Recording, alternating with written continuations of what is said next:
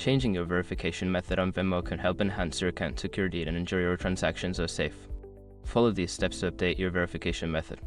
Step 1. Open the Venmo app. Launch the Venmo app on your mobile device. Make sure you are logged into your account to access your settings.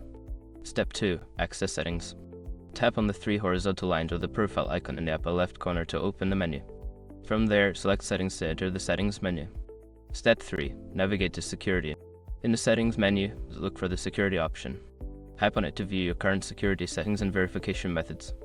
Step 4. Change verification method. Find the section labeled Two-Factor Authentication or Verification Method. Here you can choose to change your phone number, email, or other verification options. Follow the prompts to update your preferred method. Step 5. Confirm changes.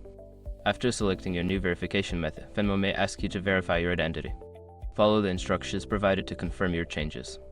Once completed, your new verification method will be active. Make sure to regularly check your security settings to keep your account safe.